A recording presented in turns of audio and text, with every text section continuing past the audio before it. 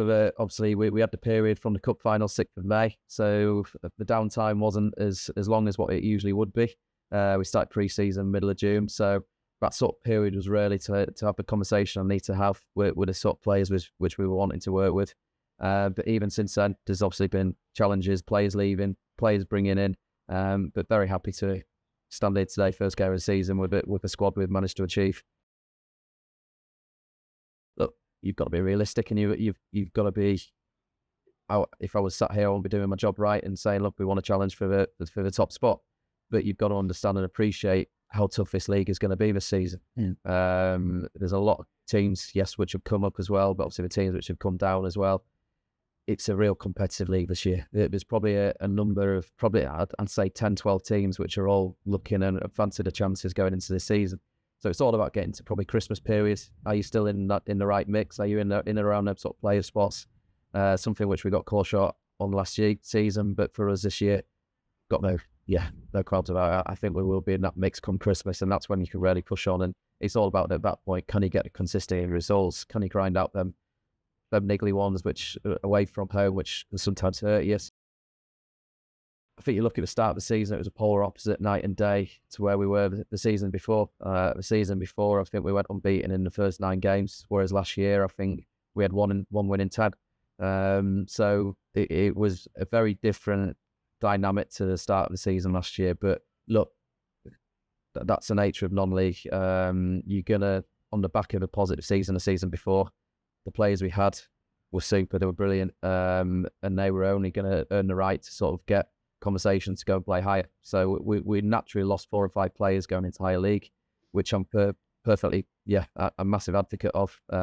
It's the lads which are down here, which are pushing, I want them to go and succeed and go higher up the pyramid. It was a massively inconsistent season. It probably took us to November to get a real settled squad, which we were very happy with. And then you look at the results and the performances from then on in, probably Christmas onwards, I think we're the 3rd, 4th best forming team in the league. So that speaks volumes of itself. And for me, that kicks us on into this season, and that was what we discussed in the downtime. But look, can we keep the bodies which we want to keep in this squad, which are going to make a successful season this year? And that's why I think sit here today, I'm a lot more positive to where I was 12 months ago. The great thing about this group of players is, look, they've all had conversations with managers, higher league, same league, that sort of thing, and obviously offered ridiculous amounts of money to go play at other clubs. But I think one thing we bring at Knaresborough is a real culture, a community sort of club. And I think that's one thing which I've seen, especially the last couple of weeks. All the players have bought into absolutely everything we wanted to get out of them, especially in pre-season. So I think that's a credit to us as a management team. Obviously, really grateful to have a super management team behind me. Obviously, we've got Lawrence Hunter, which is a brilliant head coach, and the lads have bought into everything which he's been doing on the training ground.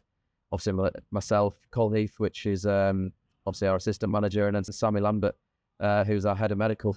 Just the finer details she's bringing to the table, something which we didn't have, and Knaresborough Town have never seen before. The little extras which go unnoticed, and she's a massive credit, and she's so valuable to where we are right now, and she will be for the course of the season. Going into this season, can we get a group of players which are going to turn up to training sessions at least once a week? Can we come into obviously the 2 double gates throughout the season? That's where I think we are a lot stronger in the depth we've got in the changing room. The players we've got have really bought into it, and I feel that they're turning up to every training session. There's a massive difference to that, to what we had last year. And look, that's no negative on them sort of local lads which have left to go and play elsewhere. That's just the nature of non-league and the lifestyle which we try and achieve to having it. So it was always going to happen at some point, and for us as a club, it was always a case of how do we adapt, make sure we're not caught short, and we continue to strengthen season. And that's why I think we find ourselves in a much stronger position where we are now than what we were 12, 24 months ago. For me, it's getting the balance right in the changing room. You need a nice mix of leaders, which are going to drive the players on, but also you've got the nucleus of some real young, good talent, and a lot of good local talent as well. So that's something we're trying to embrace, and a good philosophy of a club is, can we attract the best local talent in the area, but also get the mix right, because what you do need, and that's why we found ourselves short last year. Pure example is yeah, you mentioned Greg Anderson, but we always knew that Greg was going to leave at some point. For me, we needed to fill a void like that. So Will Leonard, he came back to the club, I think it was November time, and that was a massive difference for us. So he's a pure example of bringing in the right sort of characters at the right time, and can we get the best out of the younger lads? We recruited exceptionally well. We've got Ed Hall in the sticks, which obviously those which have been around non-league know Ed is a cracking character in the changing room. So not just what his abilities is he brings on the pitch, but he's a great character to have around it. So they're the sort of players we've got. Dan Furkel, which I've played a lot of football with myself, is a leader naturally, and that's why I mentioned them sort of particular players. You've got the two captains there this year. You've got Dan Furkel, which is a playing captain, and obviously Will Lennon, which is the club captain. So for me, they're the spine of the team. But it's getting the right players which have had experience and that know how just to grind up that element of results, and that's why I think the likes of Will and Fergs coming in, and obviously the older lads as well. That's where they can really bring on the lads and just do it in the right manner. I think the players which we've had the last couple of years really wanted to get some silverware, and I think the lads really believed in it last season. And as much as the league form wasn't as what it should have been, we've always done really well in cup competitions. I mean, we've had 2 cup finals in 2 seasons, unfortunately on the receiving end of two runners-up medals. But I think for me, that's the culture which we bring. And for me as a manager, that's what it's about. I don't come here to upset faces. I appreciate that you can't make everyone happy 7 days a week and on match days. But the reality is we've got a group of lads which really buy into our philosophy. Win, lose or draw, they have a drink together. They have a lot of time outside of the changing room together, the friends outside of the changing room, which is brilliant to see. And that massively helps my job, make it that little bit more easier, because the lads do the work. And when they're getting on so well in the changing room, it's the environment you try and achieve.